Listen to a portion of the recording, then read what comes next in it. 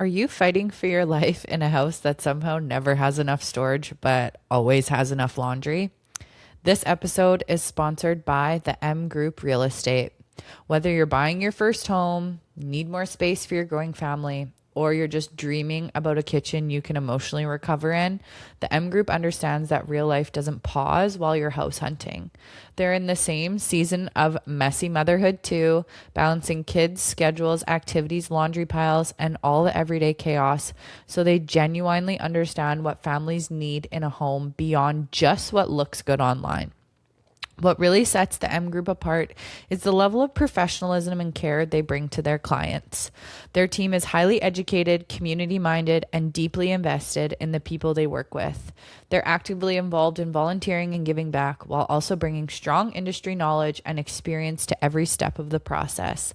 They make real estate feel approachable, personable, and way less overwhelming. Just real people helping real Saskatchewan families navigate big life changes with confidence. So if moving has been on your mind lately, connect with the M Group and start the conversation. You can find them at the M Group on Instagram or themgroup.ca.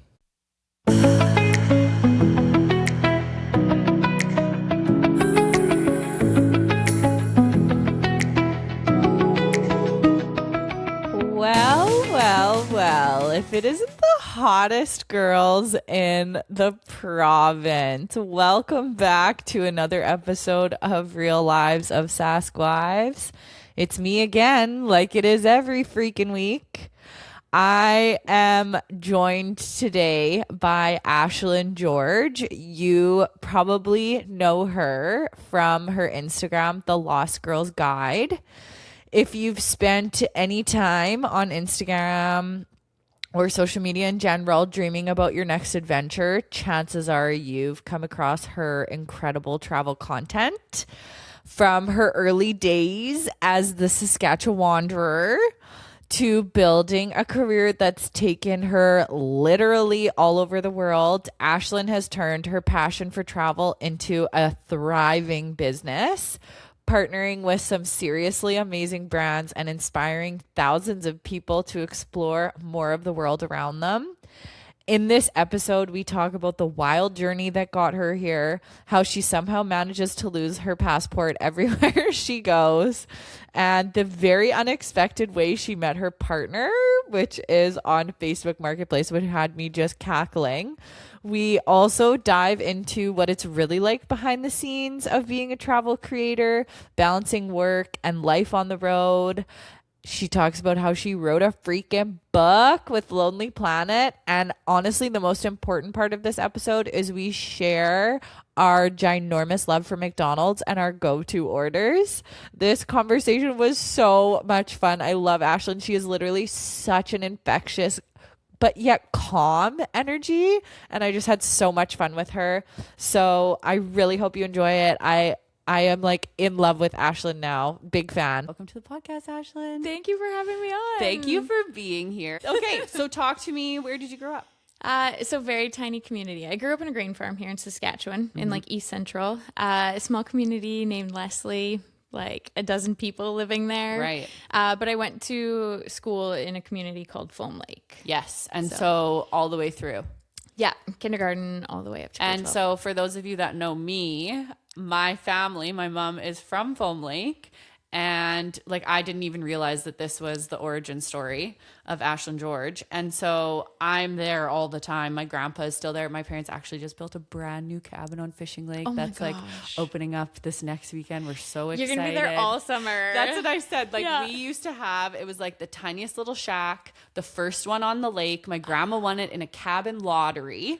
That was a thing? like- Why is that? Oh my Yes, gosh. in like 1952, it was in the middle of a field. She picked where she wanted it, whatever. So they finally moved that one off because it had 2 bedrooms that were so teeny tiny small, not even doors, like gliding. I don't know what those things are called, like accordions.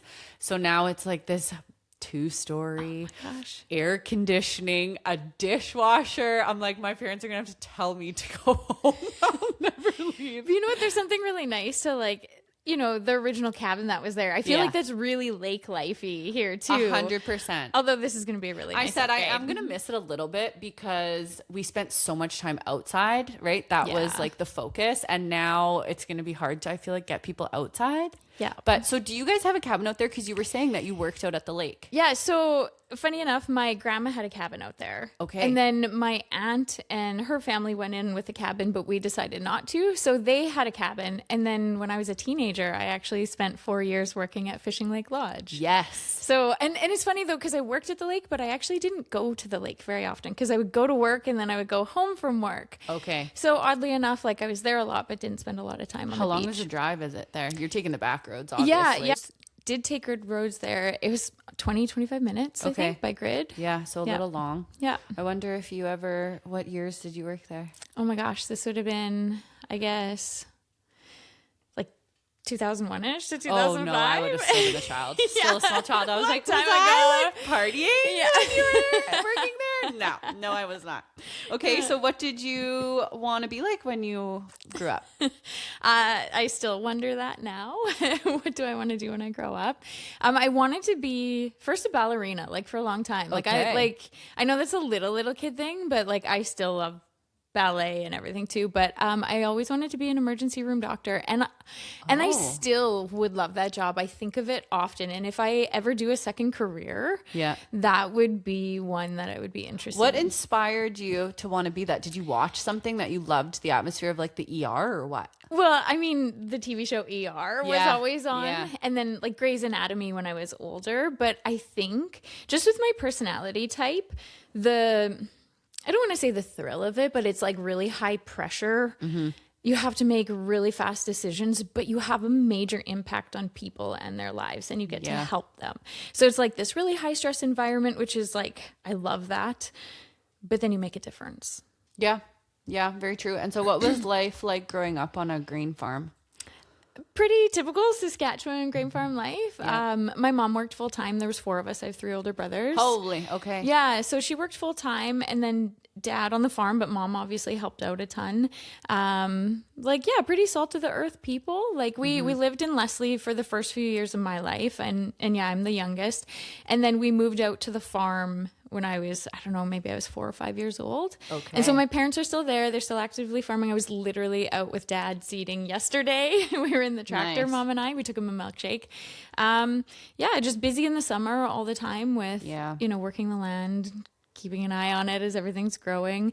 Played outside a lot. We had a massive garden. So like a lot of my memories are like pulling potato bugs off the potatoes, weeding the trees. My parents planted trees in a shelter belt. And then I was a super active kid. I wanted to do everything. So as I got into, I guess, the older years of school and high school, like you name it, I did it. If my school offered it, Wow. I participated. I was, the student representative council, yearbook, all the sports, basketball, volleyball, badminton, track and field was like my big thing. I did dance. I even taught dance in my older years. So tap, jazz, ballet, did piano, singing. Like I just wanted to experience everything. Okay, I'm understanding the ER doctor thing because your energy comes across as very like calm and chill. So I was like, ER doctor, really? But now I'm hearing that you're like, I wanted to do everything. I'm like, oh, that's an ER doctor. An ER doctor Yes. does everything. And I Okay. feel like I am all over the place. And even my career today, I do all the things and I want to do all the things. And like my goal in life is to experience as much as I can, like everything, even though that's not possible. I'm like, I want to try it. I want to do it. I want to experience it. So did any of your brothers take over or are helping dad with the farm? No, nobody went into it. Okay. Honestly, I think it's interesting, and there's a lot of biology and science behind it because you're growing these crops, and there's a lot of the business side of it, which I love. Like I run my own business, so I could see myself doing it because when I went to university, like I'm a teacher, I guess, by trade, and I have an English degree, but I specialized in biology. Like I love the sciences. And so I feel like I could have taken the farm over in another life, but this is the life I have. See, now. I always think you're right. There's so many pieces to being a farmer, but I always think of it as like sitting in a tractor. And for a lot of hours. Yes. And I'm like, I don't like to drive, like, period. I mean, you don't really have to. You just got to turn the corners now these days. Yeah, you're right. You're right. There's so much technology, but I'm like, to be alone with my thoughts so much. I just don't think mentally That's I would fair. do well. I feel like that is a real, like, mental toughness. We always call my grandpa oh my God, what do we call him? The philosopher, because he has so much time to sit and think about things. Just like stoic. And he's got such a good way of putting things. It's like, but how long did you think about that when you were in the tractor? All day. All week, actually. Okay, so you said that you're a teacher by trade. Did you go into university right out of high school for teaching, or what'd you do? Well, not really. So I moved up to Saskatoon once I graduated. And then again, I wanted to pursue medicine. So I was setting up my classes to eventually apply for medicine one day. So I spent the first year or two taking the classes that I needed. So lots of sciences, chemistries, biochems, Good biologies. for you. That's a lot of labs. It was a lot of labs. And then as I kind of got into university, I was just like, I don't know what I want to do. And it was kind of like a big, how do I decide? How do I pick? There's pressure. You're spending money. And then I was like, well, what do I like to do? Well, I love teaching. Like I was, I taught dance and just like coaching or helping out. And so I was like, well, I could teach, I guess. And the teaching degree is always valuable. You can use it in so many different ways, even if you don't end up in the classroom.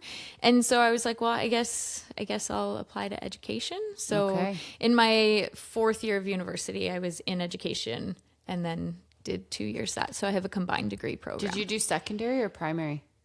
Secondary. Okay, so a high school girl. Did you ever use it? Not officially, no. Okay. Like I got the degree and everything. And then actually that's kind of like the transition to my path diverging, I guess. Okay. Is the summer after university, there was a professor on campus who was also a teacher in the public school system. And she had been one of my professors, and this school was looking for somebody in their outdoors program to hire a teacher for. And she's like, just call. They know about you. You have an interview. You just have to call and you can go interview for the position. So the job interview fell in my lap. So I called and I went and I did the interview, and it wasn't bad. I didn't walk out thinking, oh my gosh, I failed this. But I did walk out thinking, oh my gosh, please don't offer me the job. Okay. You knew it didn't align. Yes. Okay. And that would have been one of those situations where if you get offered the job, to say no, that was your chance. That was your opportunity, especially for a position like this. Yeah. And so I literally remember walking down the sidewalk after that interview, just thinking, I hope they don't give me that job, which is an interesting thing. It's an interesting way to discover what you want, what you don't want, right? 100%. And that was kind of where my path diverged. I knew another woman who she had been to Australia recently and had done some traveling. Her and I worked together here in the city. And what I wanted to do was chase the sun for a year after university. And so what that looked like, because we have winters here and they're not always great. And it meant I could be here for the summer, but I needed to leave and not experience winter here. And I wanted to be somewhere hot. And so that fall after university, I was considering a trip to Australia, New Zealand, and Fiji. And so, a job would have stolen that opportunity from me. Right. So it all kind of worked out because then I got into traveling. Okay. So we go on the Chasing the Sun year. Yes. Did you go by yourself? I did. This was my very first solo trip. I had done very little traveling prior to this. In grade 9, my parents had taken me over to the UK. My grandfather's from there. So it was kind of like a family history trip. And so that was my first overseas trip ever. And then I had been to Mexico twice, and actually Guatemala at the very end of university for a university class. Otherwise, I had never really traveled. I had never climbed a mountain. I hadn't done so many things.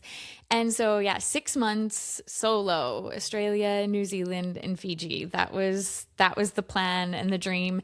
And I worked for the city of Saskatoon. I worked in the parks department, and it was a seasonal summer job I had done all through university. So I knew I would be recalled back to work in about April or May. Okay. So I could go travel for 6 months and then come back to work, because I was also paying off about $40,000 in student loan debt, which was the big thing of how can I make money and earn enough money that then I can go travel for 6 months of the year. Right. Yeah. And so how was were you scared to go? Nervous for sure. Yeah. Even now, I am always a little bit nervous when I go to a new destination because it's totally outside your comfort zone. Yeah. It's always a new country not always, but like it's a new country you're going to, a new culture, customs, money, transportation, language, food. Like it's just so different. So even now, even though I've traveled so much, I still walk into a new country being like, okay, let's figure this out. It's kind of scary, but you do figure it out. Yeah. So definitely very scared. But my dad gave me this really wonderful piece of advice too, because I was literally in tears the night before I was flying out because you're stressed trying to figure out what to pack, what's it going to be like, am I going to like it? It's scary. And he's like, he said, you don't have to go for the entire 6 months. I know you've booked your trip that way, but you can book a flight home earlier. If you really don't like it, just come home early. It doesn't matter. You're not proving this to anybody. Like this is for you. So do what you want to do and make it yours. And it was just a really insightful piece of information because it kind of took a bit of that pressure off that like, I don't have to stay traveling for 6 months of the year if it doesn't work out for me. But in my case, it was 6 months later and I'm crying, having to come back home, being sad about it. So you're one of those people. I'm like that too. I cry when I have to go somewhere and then I cry when I have to leave. Oh, I cry all the time. I swear. Yeah. Okay. So what did you do on your first trip there? Like talk to me through where you went, what you did, like the best parts. Did you meet any fun people along the way? I'm sure you did. I did. It was like a wild time. It was so good. It was so fun. I was kind of all over the place. Okay. I spent the first month in Australia and then I was going over to New Zealand. And it was funny. I got caught in the airport literally like between flights and they wouldn't let me on my next flight because I didn't have a return flight back out of New Zealand, which I didn't even know at the time that you had to have that. And this is years ago where you still have to pay for Wi-Fi at the airport. Like there's no free Wi-Fi. So I'm trying to book a flight back from New Zealand to Australia, not knowing how long I want to be in New Zealand for. And so that was like a really great learning moment too. And then I went to New Zealand for 2 months. And then my parents joined me. So I met them. Oh, how fun. Yeah. They met me in New Zealand, but then we went back to Australia together. And then at this time I had met a boy. I was going to ask if there were any boys. There were.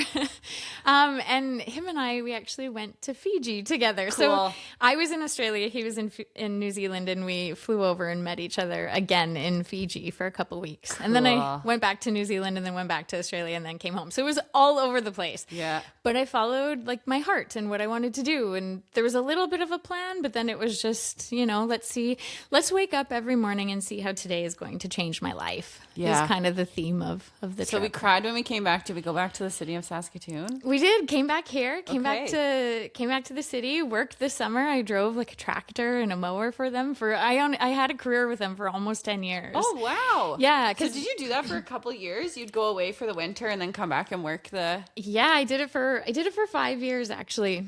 Holy. Okay. So my philosophy was like there was a plan. It was very intentional. Okay. If I could spend 5 years learning in an institution, getting a couple of degrees, why couldn't I spend 5 years learning in the world? Because it's just as valuable. It's just a different way of learning. You're learning other languages, whether or not you're fluent, you're still learning. Immersed in them. Yeah, the confidence that you're gaining, the experiences, just the knowledge of what the world is really like. Like, remember, I grew up in the tiniest little town of like a dozen people in the middle of Canada.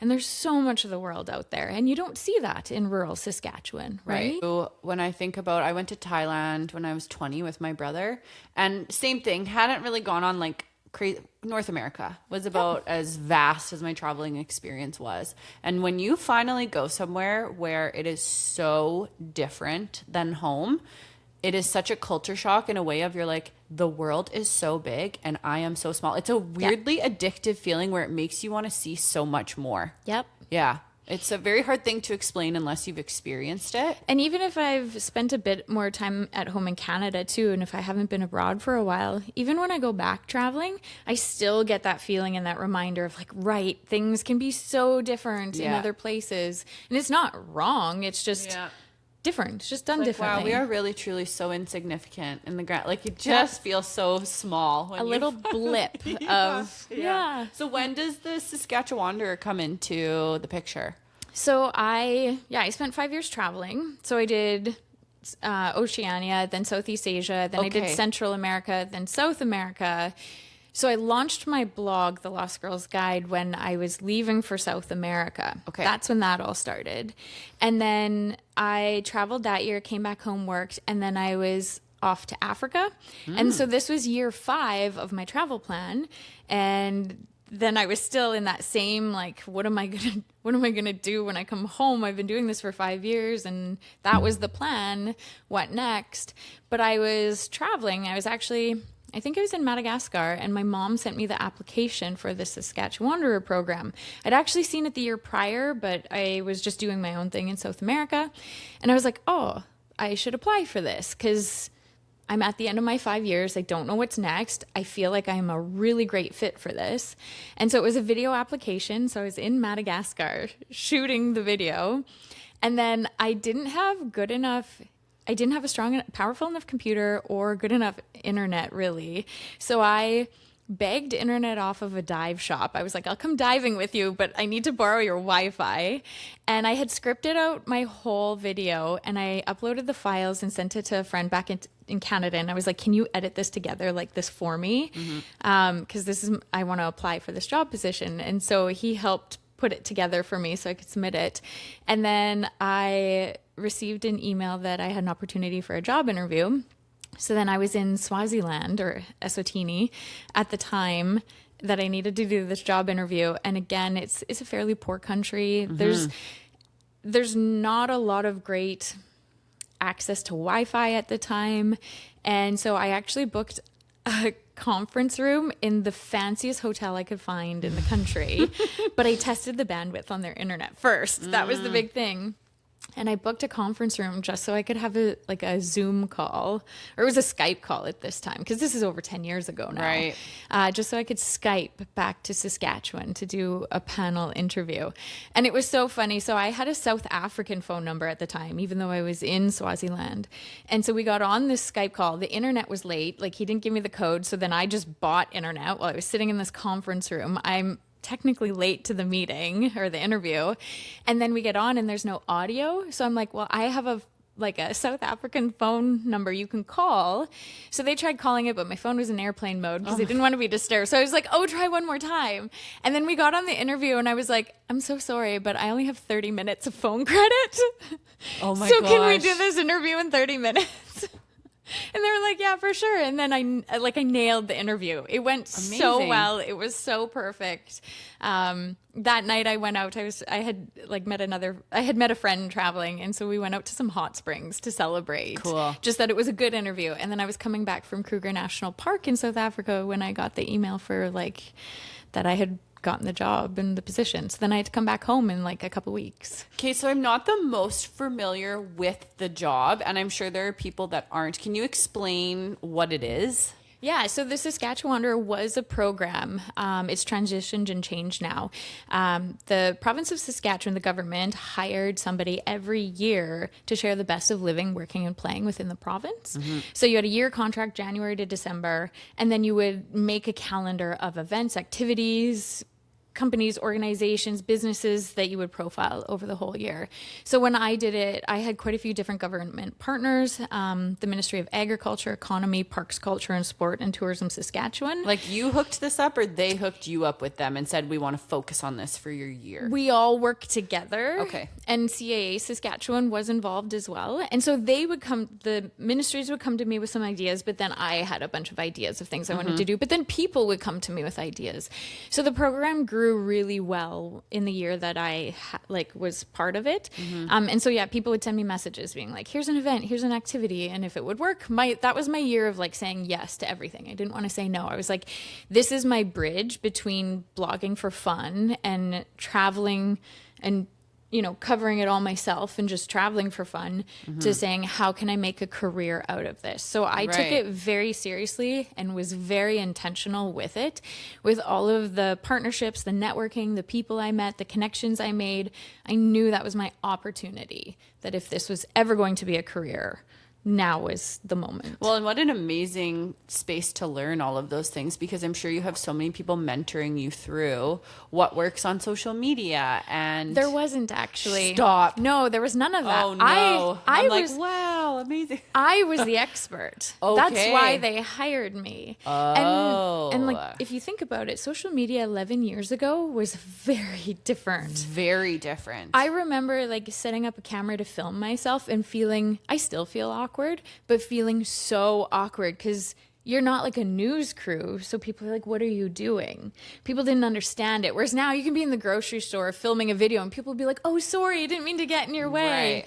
But at this time it was so new and different. Actually, I remember I went down into a mine during this era, potash mine, and it was me and traditional media. So radio, TV, print, newspapers, they were all there. And then there was me, and they all had cameramen and what I felt like was proper audio setups. And it was me doing it all for myself. And they were like, who are you? Who are you with? And nobody really understood it. And then actually, a decade later, I was able to go back down into a mine on a media tour. Mm-hmm. And it was so different because everybody was like, how do you do what you do? Like, how did you get here? I kind of want to do something like this. Like, the landscape has changed so much. Yeah. It's been over a decade of doing this. Right. So yeah, it was a lot of just being intuitive with social media and what worked, and like it still is that way, and then like continuing to do that and sharing wonderful positive stories about the province. People love that. Right. And it's all positive stuff, so people like to view it and share it. You said it was just that they had a contract from January to December. Just 1 year. I was only the Saskatchewanderer for 1 year in 2015. Okay, and then moved on to like they just have a new person every single yeah. Which is kind of unfortunate because I feel like I would really like to see the same face, but I guess that gives you the opportunity to branch off too and do what you want to do. And it also brings a new personality and a new perspective as well too. Yeah, that's true. So after a year, I've experienced all 4 seasons, and not to say I've done everything because there's always so much to do, but then somebody else comes along and they just like, they have different interests and different perspectives on things. Yeah, so, that's very true. Yeah. So when you started your blog, you said it was in South America. South America in 2013. What prompted you to start the blog? A lot of people were sending me messages just asking me, oh, aren't you scared? You're a woman traveling solo. And I was quite young at the time too, in my early 20s. Or, you know, I've heard you've been there. What would you go see and do there? Like, do you have tips and advice? And so it just felt natural to have a corner of the internet where I could share this if I had the time and space to. So some of it was like more travelogue diary style of like, this is what I'm up to, or decisions I was trying to figure out. Should I do this? Should I not? It's expensive. I'm on a very shoestring budget. And I just enjoyed it. It was a creative process. I got to take photos and write. I've always loved writing. And it was just kind of, I was interested in it. So I could totally tried it just out. see your parents just logging in every day, making sure they could read what's Ashlyn up to on her next part. Like, Where in part is it's she? like, What is she doing? Stop asking me, just read the blog and now you'll know Yeah. what's happening. So do you have a way of monitoring how successful that blog is while you're traveling? Yeah, so there's lots of analytics that Google even back Analytics. then, they Google gave Analytics was the primary one. Analytics have changed on social media as well, but you can see who's reading, where they're reading from. You can go on right now and see how many people are on there and where in the world they're from. And so when do you feel like it built some traction? After Saskatchewanderer, or? Yeah, so I had to put it on pause a little bit that year just because Yeah. I was so busy with their content. I mean, I did go back to Africa. I did a solo trip to Disneyland that year as well. So I was still posting some stuff. But then I picked it back up.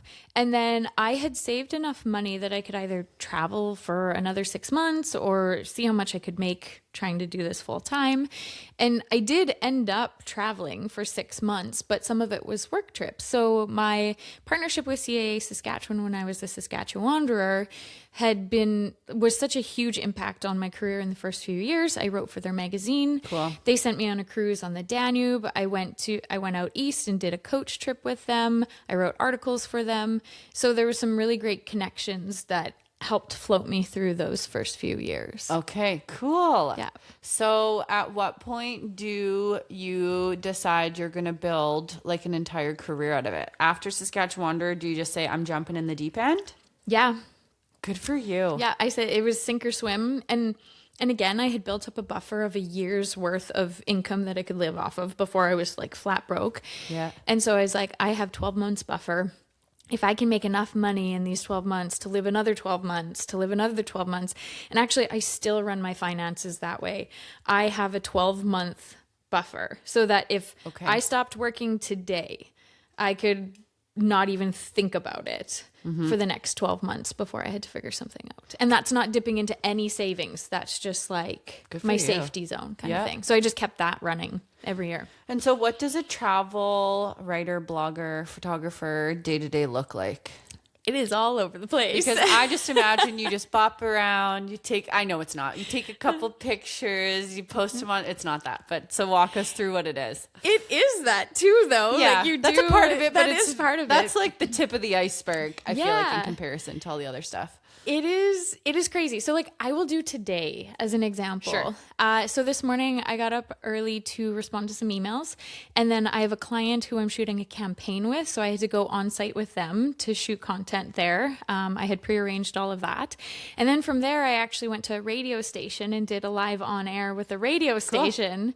And then I went home for an hour and I sat down to try and sort my life out because there's a lot going on right now. I replied to more emails about campaigns that I have coming up, people that I'm working with, or if people are interested in working with me. And then I knew I had to come do the podcast this afternoon, but I have quite a few social media campaigns going on. So it's a mix of writing contracts to send to a new client because they said yes. So we're going to move forward with this is a tourism one specifically that we'll move forward with. Later today, I'm going to write a script for actually 2 videos for 2 other clients. And I probably have a backlog of 5 videos that I need to edit for clients as well. Because yesterday I was actually on site with another client shooting video content for them. But that was specifically for their social media. Okay. Whereas today's content I was filming will be an ad on my social media. Okay, that's what I was going to ask you, if you're like representing and like helping people manage their own, or if it's just for your own. It's about 99% my own. Okay. This is kind of a one-off case where we've just kind of worked together over the last few years where I've shot some video content for her and her company. So I primarily do my own platform, and it's enough. It's more than enough. And I don't have employees. It's just me. I want to keep it that way though, because not that I don't believe in scaling, but with the nature of my job, what people want is me. So I can't hire somebody else to be me. Well, I can hire people to help support me doing that. That would also take away the creativity from me. Yeah. So writing the scripts, showing up, filming things, and yes, I could hire an audio guy or, a cameraman to join me, and it would make my life easier, but I also like doing that stuff. And while it might be stressful because you're multitasking, to not do that would take away some of the creativity for me. Yeah. So I could scale, but right now I'm okay where I'm at. How do you figure out how to write a contract? Oh man, I could do a whole podcast on contracts. They're like the bane of my existence. I have signed some awful contracts where I want to cry thinking how dumb I was. Well, you're just probably a little excited at the time, No, you just don't know, and you have nobody to ask. So 10 years ago, social media, an influencer wasn't a thing. A content creator wasn't a thing. Right. And I had some big contracts with like big international organizations, and they send you this contract, and you don't know how much you can negotiate, and you're so excited but you're scared. Right. You don't know where to push back on. You don't understand all the legalese, so you sign things that are really silly. I signed a 1-year-long non-compete with a client.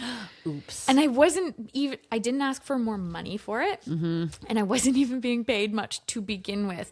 So that meant I couldn't work with other companies in that same niche for that whole year. So if another business reached out to me and messaged, I would have to say no and lose that money because I had signed a non-compete. Right. And I had no idea. So contracts have become something I'm really passionate about because it's communication, and it's making sure everybody's clear and making sure everything's fair.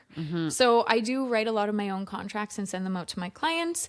And then I do get lots of contracts from the really big PR agencies as well, but you have to do a lot of negotiating and changing in those contracts because they send you like boilerplate templates that, I mean, sometimes don't even have your name in it. They have somebody else's name in it because they haven't even cleared it. So yeah, I could go on about No, I always just think, I'm like, I wouldn't even know how to write a contract. I got to figure that out eventually, you know? And there was a lot of that. Even how do I send an invoice or a receipt, or how I'm collecting GST and PST now? What? How does that work? What am I doing? Like, there were so many questions. You're qualified as a business?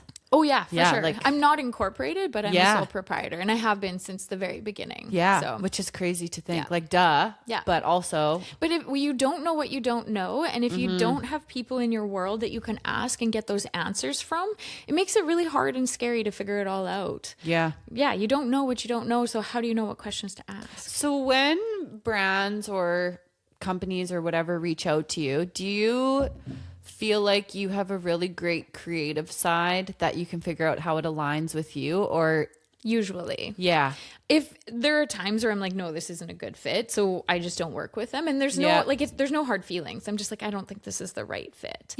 But there's lots of times where I'm like, oh yeah, this is perfect, and I can literally envision the video already. Sometimes I have to do a bit more work to figure it out, and that's another thing is, how are you going to make it creative in a way that the client is happy with it, but it has a hook to it, so people will be interested in watching it, because at the end of the day, it's an advertisement.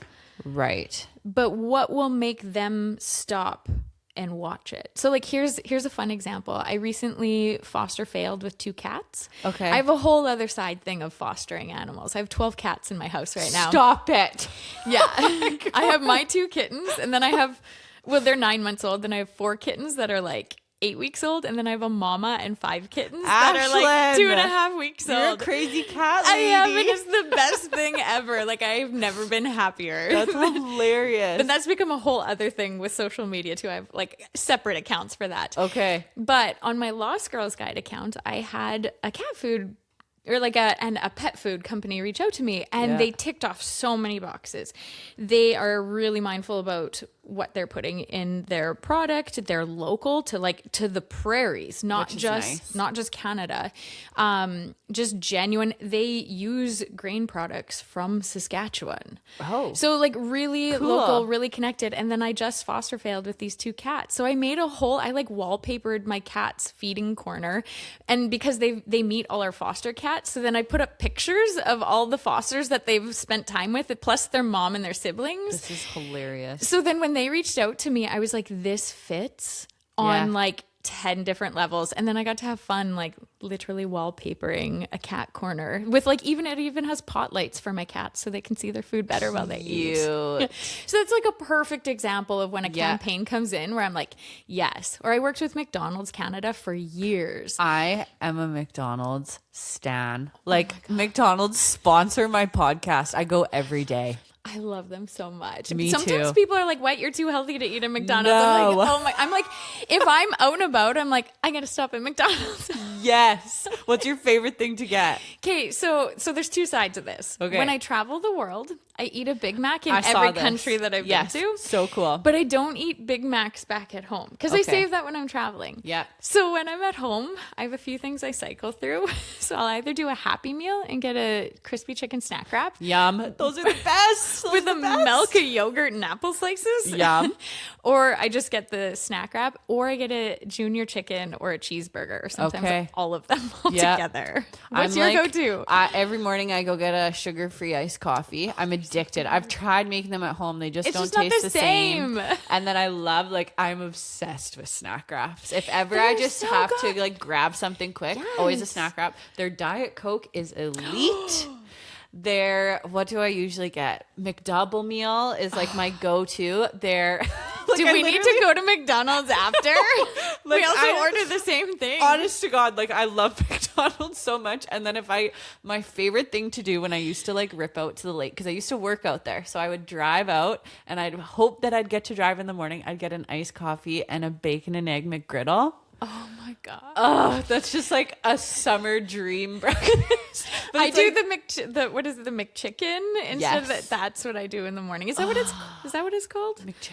Like the on the English muffin. I feel like I'm saying that wrong. McGriddle? No, it's with chicken instead of just like the sausage. I didn't know you could get chicken. Like, is it like fried chicken? Yeah, like it's crispy. It's so you need to try that next for a breakfast. I'll find. I don't know. I can't think of the name right now. But like very much, I recognize that McDonald's is like a treat. Yes, and I do love their ice cream too. Oh god, yeah.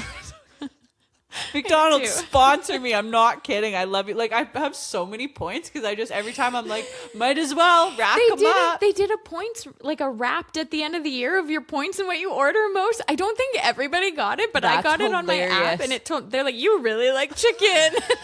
I do.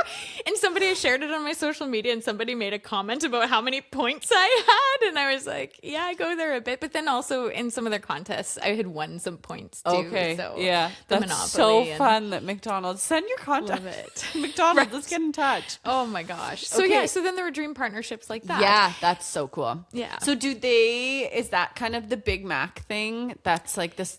No, that's just something I do. That's that you do. Totally separate. Cool. So with the way most campaigns work, a company or organization has a specific reason for running it. So maybe they want awareness for their business, but somebody big like McDonald's, they have something specific coming out that they want to advertise for. So is it when Monopoly comes around, or even McHappy Day? Sometimes they'll do. Well, they got those new sodas now too. Yeah. Those are big. So they'll target certain campaigns regionally across Canada, and then reach out to creators in those regions. To do content. Have you tried any of their new dirty sodas? No, I've never tried a dirty soda. I hear lots about it, but I just haven't. I have tried one from Crumble. It was, I don't know. Like, I don't know if I'm a dirty soda girl. I think I just like a nice coffee, or a Diet Coke. Okay, and sorry, just to go back. One of the best, this lives in my head. I was in the UAE, and there was this shopping mall underground, and it was so hot and so sweaty, and we had just been like outside touring around all day, and there was McDonald's, the best Coke Zero of my life. I tell people about it all the time. Like, that's how good it was. It was just so hot. You were so sweaty, and it was so crisp and fizzy and cold. So I just feel like you get it. I get it. It was so good. Where's the best Big Mac in the world if you had to... They're all pretty standard, actually. Yeah, like they're pretty similar all over. I'm like, maybe I don't have a refined enough palate to see a difference, but they're pretty standard. I also think too, sometimes, like for example, my husband will do a 24-hour fast every once in a while. Oh, yeah. Okay. And so if you're hungry enough, anything tastes delicious. Yep. And I've realized that with his fasting, because the one night I was like, oh, this chicken is like so overdone. This is not good. I don't think I'm gonna be able to finish this. Thinking this in my head. And I said to him, what do you think about the chicken after this 24-hour fast? He goes, this is the best chicken you've ever made. So I'm like, it could be the best Big Mac. Perspective. Just simply because you haven't ate in 20 years. You're hungry. Yeah. And that's what I think it was when I was in Abu Dhabi, and I was like, it was just so hot and so like muggy, and you're so sweaty, and it was cool, and I crushed it. It was, you're like, this is the best I've ever had in my life. It was. I still think about it. So weird, I know, but. Well, if you're there, go get a Coke Zero. Ashlyn said. Yeah. Okay, what's the most, I know you've been to so many places, what's the most unforgettable destination you've visited? Actually, this is one of the questions you sent me that I didn't answer. Really? Yeah. Oh, that is such a hard question. Yeah, I know. Places are like, Canada is unbelievable. The Rockies are in our backyard. We live like hours away from that. Mm-hmm. I often say, like, I'm going to give multiple answers. New Zealand was amazing because it was such a transformative time for me. That was my first trip doing it solo. I had such a good time, a beautiful country. I still think of it very like top of mind. Madagascar was really incredible. I spent a month there. There's not a lot of tourism in most of the areas. It was hard to get around. I was on my own a lot. Didn't speak the languages. Just some really crazy adventures trying to get around. The bus ride was only supposed to take 4 hours, and 16 hours later in a massive rainstorm, I'm still on it, and like show up to, I have no hotel booked where I'm going because I thought I'd be there earlier in the day. Oh, no. My phone's broken. I can't call anybody. Oh, no. It's pouring rain. So they dropped me off in the dark on the side of the road in a city which doesn't even have street lights. And I was like, well, I think there's a hotel over here. And they're not hotels, like, it's not like Best Western. Of course not. It's something small and local. And I'm like, I hope there's somebody around and I hope they have a room. So I think just because the nature of the adventures and the experiences in Madagascar, and it's it's so remote. It's like a 4 or 5 hour flight off the east coast of Africa. Amazing wildlife, national parks that see like incredible world-class parks that see maybe 1,000 people a year. Cool. So, yeah. So you said Canada, Rockies in our backyard. What would you say is one place in Canada everyone should experience? Oh my gosh, I love Atlantic Canada. Yeah. It is like, I don't know how, but you can be walking down the street and walk past a stranger and suddenly you're in a 20-minute conversation with somebody who's just walking by you on the street. And here's a perfect example. I was flying in, it was a mixed work trip, personal trip. So I had a rolly suitcase for the work stuff. And then I had a backpack because I was actually hiking Gros Morne National Park for 7 days. So it was like proper backpack with me. And I am on a budget. So I'm taking the bus into town instead of taking a taxi. And I had to transfer buses. So I get off at the one bus stop. The bus driver stops and gets out and hangs out and chats with me for a bit and then gets on and carries on his way. And I'm standing there and a minivan comes flying up, slams on its brakes. The guy rolls down the passenger side window and he's like, "Need a ride?" And I was like, "Yep." And I didn't even think about it. And he gets out of his vehicle, runs around, picks up my bag, tosses it in the back seat of his van over top of like the car seat in the back. I climb in the front. His supper is on a plate, saran wrapped. This felt just like home. His supper saran wrapped on a plate. So I pick it up and I'm holding it in my lap. And he drove me into town to the hostel I was staying at. That's the kind of people from Eastern Canada, which is from Atlantic Canada, which I feel is very representative of people from the prairies, from Saskatchewan. We're salt of the earth, friendly people. You see somebody who needs help and you help them. Yeah. And plus it's beautiful and incredible. So that's so okay. So Atlantic Canada is what? Like Newfoundland? Newfoundland, Nova Scotia is really amazing. Same with New Brunswick. You just get into conversations with people everywhere. Like they're all really wonderful. I really do like Newfoundland, though. Everyone always says you need to go there, especially in the summer. I've Absolutely. heard that. My husband was really lucky. His parents took him cross country throughout his childhood. Every summer they would pick a new spot in Canada. That's a dream. Yeah, he really wants to do that with our kids are still too little. Yeah. But eventually, and I'm like, I'm down. I'll go. Like I do want to go to Newfoundland, Nova Scotia, all those places. So that's good that you said that. Yeah. Add it to the list. Do you have a most chaotic or funny travel story? Oh man, there's lots. You should ask me how many times and places I've lost my passport and always returned to me. Just a laundry list of it.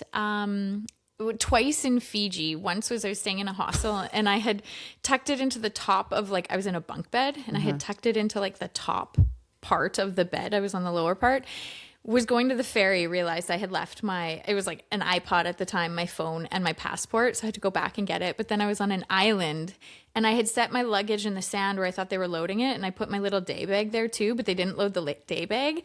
So I left like my wallet, my passport, my computer, my camera, like everything I left on this island. But it came on the ferry the next day. Oh, that's good. I left my passport in an airplane on Easter Island and they only have 2 planes in a day. And it was getting ready to leave. I lost my passport. I was in a car accident. This was in Canada, in Ontario. Somebody hit me and my passport flew under the seat, on the passenger seat. So then I flew home and was like, I don't know where my passport is. And weeks later discovered it was in the rental car. I've left cell phones in bathrooms in Hawaii and gone back and they're still there. Cameras in bars in New Zealand and I get it back. I lost my camera on a beach in Australia and I got up at 6 a.m. and went out walking to go find it and found it. So wow, you're lucky. Something like that. That's also like a little bit of my name. The Lost Girl's Guide to Finding the World is just the fact that I never knew what I wanted to do in life. And even now I'm like, I could do anything and everything, but I don't know, the paradox of choice. So feeling a little lost that way, but then like I literally lose everything all the time. Wow. Yeah. But most of the time it comes back to me. I lost my driver's license. It fell out of I was in Victoria to hike the West Coast Trail, and that was what I was flying with, was my driver's license, and it fell out when I was boarding a bus there. And I got a call from the police station. They're like, "Is this Ashlyn George? We have your driver's license." And I was like, "Oh, I'm hiking the trail for 7 days, but can you mail it to my hotel so when I get back, it'll be there?" And I left my passport in a safe in Las Vegas. I was hiking the Grand Canyon for 5 days and got to the Hoover Dam and realized my passport was still in the hotel room. So to call them so they could hold it. Like, it's just like literally, these are the only ones off the top of my head I could think of. Does this stress you out when you realize it's missing, or are you like, well, I'll figure it out, whatever? Both, because it's like, oh, again, like, come on. And I try to do like the turnaround double check when you leave somewhere. Yeah. But things just, I just lose them. And then I'm like, you know what? I will figure it out. And 95% of the time, it works out. Well, I always say everything always works out. It does. Everything Somehow. always works out. Yeah. Somehow, some way. Yeah. Biggest lesson travel has taught you, like keep track of your passport, maybe? Try not to lose things. It's a big, beautiful world out there, and there are so many amazing people. And being open and being curious, approaching life with curiosity is the biggest gift you can give yourself. Whether you're scared or nervous or uncertain or just don't know, if you just say, hey, I'm just going to be curious about this and ask some questions, it totally changes your perspective. And as an example, if you walk into a new culture that has, customs and that you just don't understand or you don't know, but if you approach it with curiosity and if you're asking the people around you, they feel that from you. And then they're so happy to share and explain and bring you into their world, their life, their culture, their customs. So approaching life with curiosity. If I've learned anything over my last 10 years of life, it's that most people genuinely enjoy educating others on their lifestyle or their culture. Absolutely. They're so excited to share because they're proud of who they are and where they've come from. And I think it's such a beautiful thing to share with each other. Yeah. Yeah. So interesting. Has travel changed your perspective on home relationships or life in general? Very much. People are hard on Saskatchewan. Lots of times people are like, there's not much to see or do here. There's so much to see and do. Exactly. And that's part of what I do. Yes, I travel the world, but this is my backyard. So I spend a lot of time traveling here, and I want to show people there's amazing things to do here. But I think lots of times people do need to go away and see what else is out there to realize the wonderful things that we do have here. I mean, it's not perfect here, but it's not perfect anywhere. Yeah. But we have incredible things. Something as simple as like going out in the middle of Saskatoon in the night and you can still see the stars. Rare in a city. Yep. Wherein for the majority of people in the world, they don't get to have that experience. Yeah, that's very true. And that's like an everyday thing that you kind of take for granted because you just go out and the stars are out, right? I've always learned going to the mountains. I do love the mountains. I love to see them, but I also love to say goodbye because what a strange thing to not be able to see the sun come up or the sun go down. Missing the sunsets. Yeah. Yes. I didn't realize that wasn't a thing everywhere until I just went and experienced the Rockies. Yep. Just the littlest things. And the Northern Lights, people don't see those as much. Yeah. Wide open spaces. How friendly and welcoming people are for the most part. Yes. Yeah. Okay, so talk to me about your book.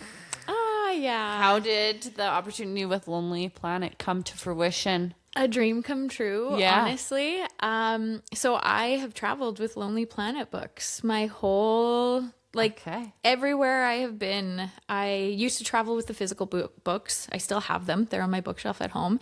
Now I do the EPUBs, and they're such a great resource. They've guided so much of my own travels and journeys. Mm-hmm. And last year I got an email in my inbox saying, Did you freak out? At first, for a second, you're like, is this real? But immediately it's real. You can just tell by the way it's written. And it felt surreal. And it's a first edition guidebook for the best bike rides across Canada. There was a table of the provinces and territories and what had been already contributors had already been slated in for and what was open. And so Saskatchewan and Manitoba were open. There were a few others that were open, but it was the quickest email I had ever responded to. Yes. And I was like, absolutely. Yeah. And then so they brought me on to do Saskatchewan and Manitoba. Yeah. And it was a really interesting experience too. There's a lot that goes on. So it is a template because it's guidebook, and they publish literally hundreds of guidebooks from everywhere in the world. And so it was very specific words, like 700 words for this, and like you can't be more than one word on either side of it. So really, really specific. And interesting too, because I was looking for bike rides where you had access to bike rentals, and we wanted to stay off roads and be on like bike paths. That's tricky here. Yeah. So there were a lot of options where I'm like this one and this one and this one. And then when I sat down and actually looked at what would be really accessible and family friendly, but also maybe a good ride for people who are looking for a bit more adventure, just trying to balance it all. But yeah, so I did all the research last year. You have to go ride everything. Like you actually go research. So everything in those books I did. I did more than that because I'm more familiar with Saskatchewan, but going to Manitoba, I wanted to ride other trails too. To make sure that you were given the best ones instead of just the ones you rode. And I did change things as I was riding them. I was like, nope, this isn't a right fit for it. Or I think this is a better option for, who's going to be reading this book. And yeah, so I had about 2 months to do it all in, which was a very short time period. Yeah. You must have had killer quads and a butt. Yeah. Well, 1 week I drove like 2,300 kilometers and I biked over 200 kilometers and... Yeah, it was really busy. I was doing so many trails. How much did your butt hurt after that? It was pretty good, actually. It wasn't too bad. Yeah. Wow. Yeah. So what's the top one in Saskatchewan? Are you allowed to give that away? Yeah.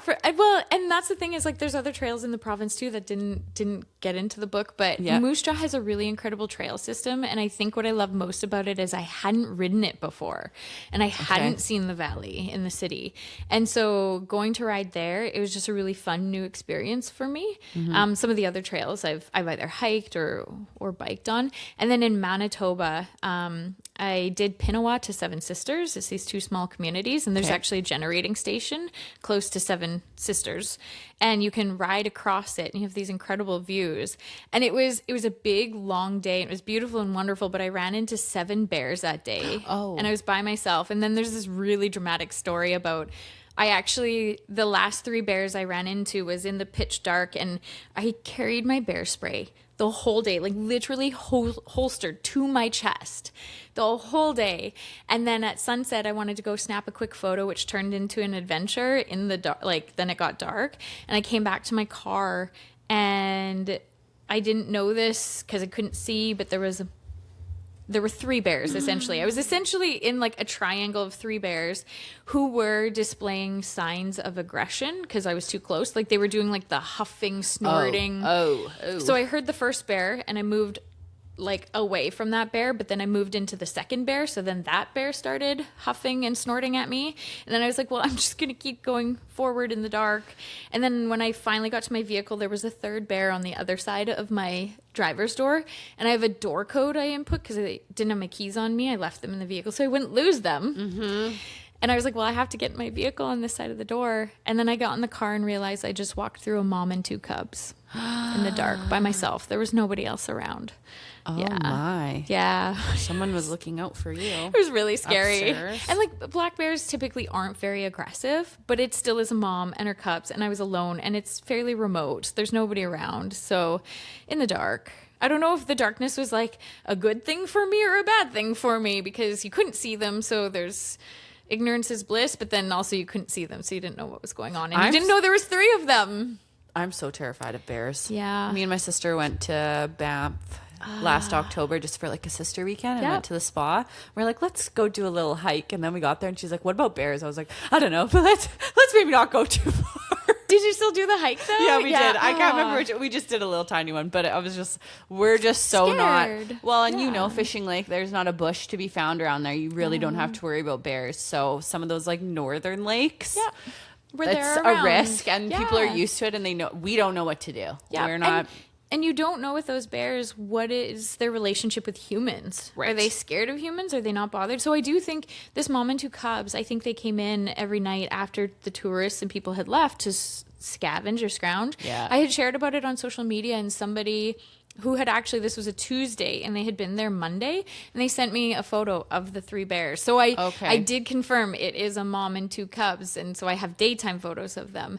And again, doing all the things that keep you safe as well. I shouldn't have left my bear spray behind, and staying calm, not running. Like, there's things that you can do to kind of de-escalate the situation. I would just freeze. So I don't know if that's considered calm or not, but depending on the situation. Yeah. Okay. So talk to me a little bit of your relationship that you're in. Yeah. Where did you and your partner meet? Facebook Marketplace. Yeah, what the? I saw this in the notes and I was like, there's a story to this and I'm quite intrigued. I sold him my old saxophone.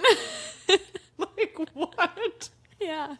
Okay, so he shows up to buy the saxophone and where the heck does it go from there? Well, actually, he canceled the first time. This is almost 6 years ago, and we had this massive snowstorm in early November. Like, it dumped on the city. I recall that one. Yeah. And so this guy had messaged me about my old saxophone I used to play in high school. It was in my parents' basement. We were finally just getting rid of it.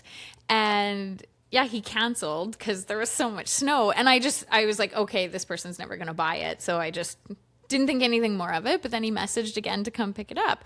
And it was also like COVID times. Yes. So he met me in like the foyer entranceway of my condo building. I had a mask on and everything. So like he couldn't even see, my face. Right. But he came in to look at the saxophone and we just started chatting. And we talked about travel and books, which I love books more than I even love traveling. Oh, okay. Yeah. And so we just had a really good conversation and then went on our way, and we were connected on Facebook. And so then we lined up a coffee. Like a couple weeks later, we went for a walk around the river and it was really good. And then he messaged me again to hang out again. And I was really busy. It was close to Christmas. There was a lot going on and I didn't get back to him. But then it became one of those things where like, it felt like it had been too long and it would be too awkward to just even reply at that point. Mm-hmm. So then I was like, whatever, I'll just leave it for whatever. Didn't reply back. And then he messaged me one more time. Oh, he did. Yeah. And then the rest is history. Yeah. And then we went skating.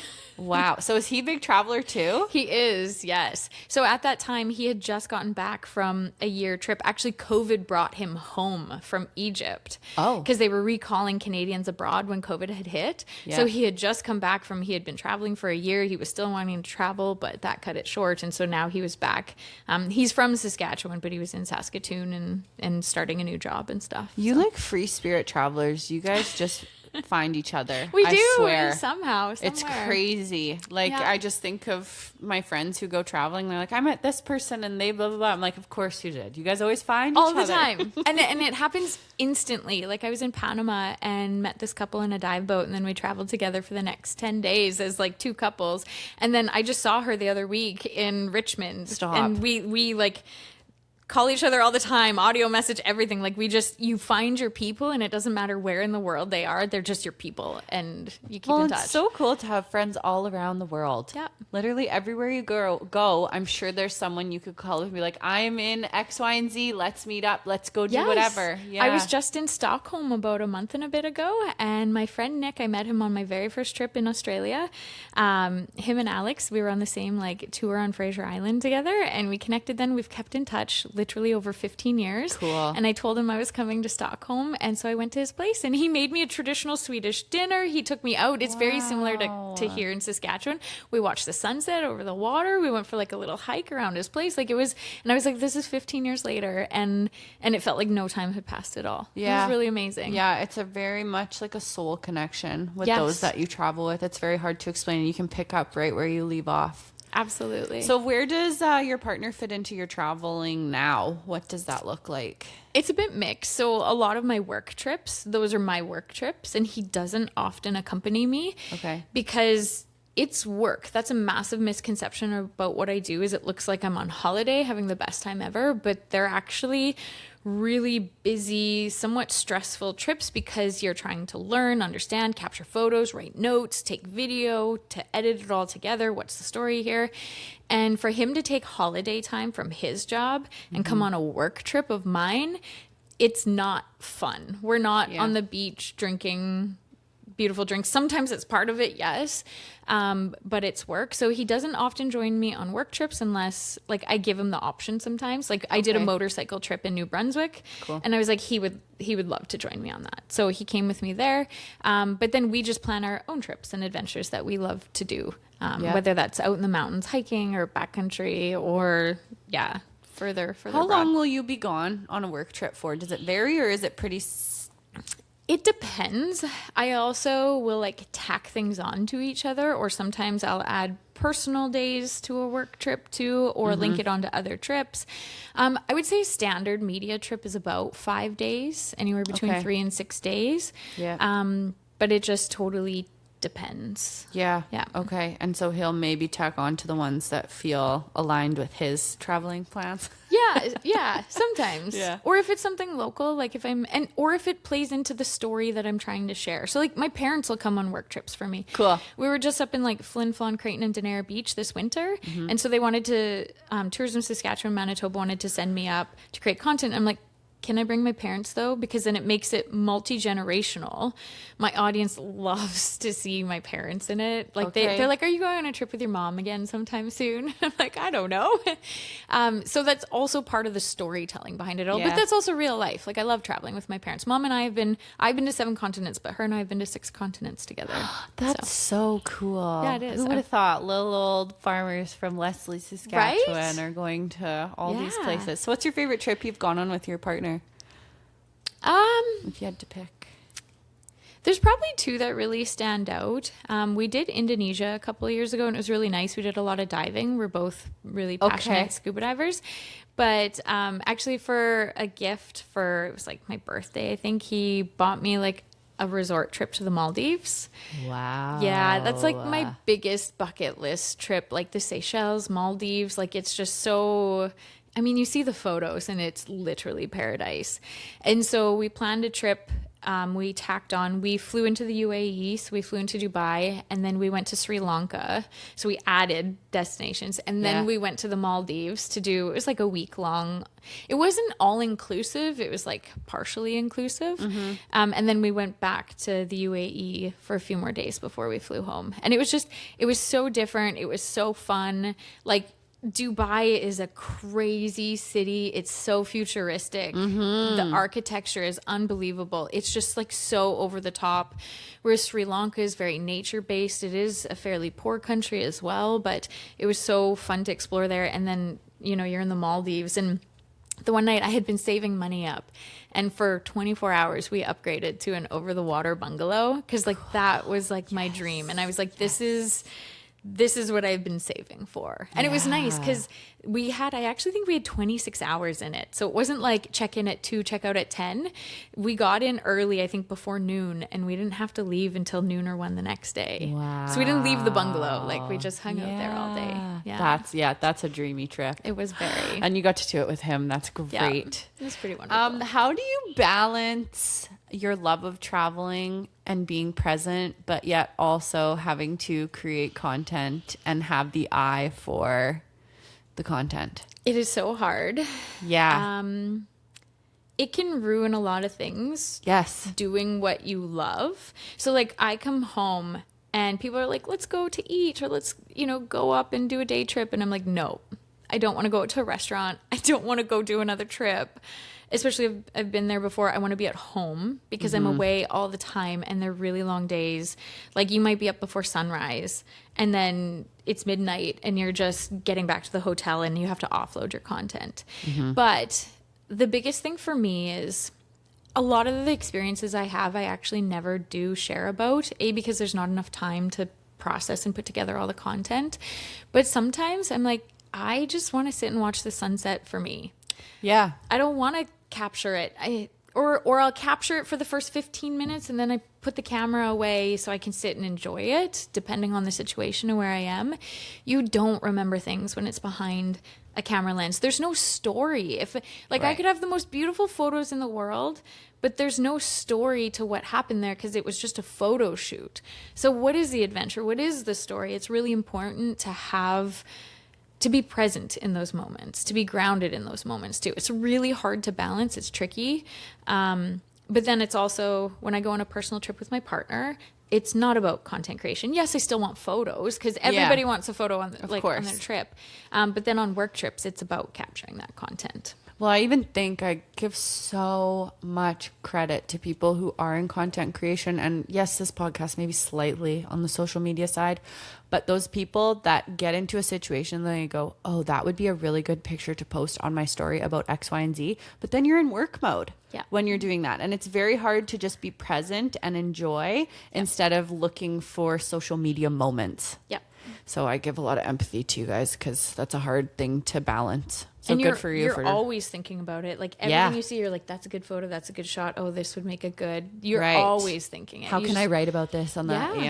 Yeah. It's hard to make that balance. Okay, quick fire questions. You ready? Yes. Window or aisle? Oh, window every time. Who would pick the aisle? You get bumped a million times. If you're tall, that's the only. I guess. Or if you want to like access to the bathroom or getting up and walking around. Otherwise, like window. Yeah, 100%. window, 100% all the time. Are you a carry-on only or an overpacker?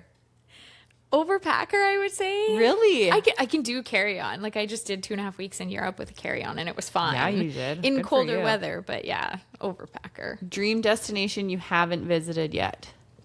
Egypt for sure. Okay. My next door neighbor actually used to live in Egypt. Ah, Yeah, grew up there. wow. Favorite Canadian province? I'd say Newfoundland. Like not counting my own. Yeah. Yeah. Newfoundland. I've heard so many good things about Newfoundland. Yeah. Mountains, ocean, desert, or forest? Forest. Okay. She's a forest girl. I thought I was a mountain girl, and then it was when I was in the trees in the mountains that I'm like, oh no, it's forest. It's trees for me. Okay. Yeah. Best travel snack? Chocolate. What kind? What kind are you getting? Other than McDonald's. Literally any chocolate bar. I actually, when I go Really? to every country, there's always some iconic chocolate, whether it's just like a local simple one that I find, and then that's all I'll buy in that country. Yeah. One travel item you can't live without. I have a little travel pillow that I take everywhere. Folds up, rolls up really small. Take it everywhere. Smart. I've seen so many cool little hacks for airplane, like the foot one, the foot hammock, Yes. things like that. I'm like, Yeah. if I traveled enough, I would maybe. But Yeah. Not yet. But then you have to carry it around at your destination, Right? And I'm like, it's not worth it. That's why I choose the window, because then you curl up against the window with my pillow. Do you have a partnership with your pillow? Your travel pillow? You should. I don't even know what brand it is. You gotta figure that out.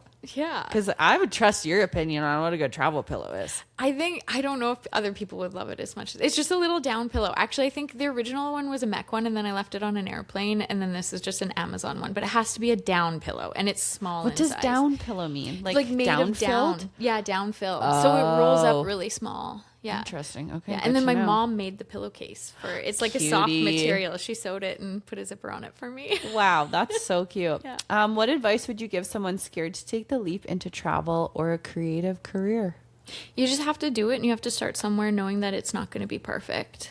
You can sit and think about it all you want, but that's never going to get you there. You just actually have to take the step. And there's no failures or no mistakes in life. They're just all experiences. Mm-hmm. It's not a failure. You just had that experience. If you aren't uncomfortable, you aren't growing. That's what my husband always says. Very true. What's next for you? I'm off to Thunder Bay Ooh. in a couple days. Okay. Doing a media trip there. It's all outdoors, so like rock climbing, sailing, hiking, kayaking, like all the outdoor things. It's like a solo female adventure trip that I'm creating content for. Neat. Yeah. I can't wait to see that. Yeah. What's your turnaround on content like? Pretty fast. Full thing, usually a month. That's Okay. including like social media content and blog. Analytics will come afterwards. Stories and social media usually within that same week. Reels, like videos that are edited a bit more, maybe in like the week or two after.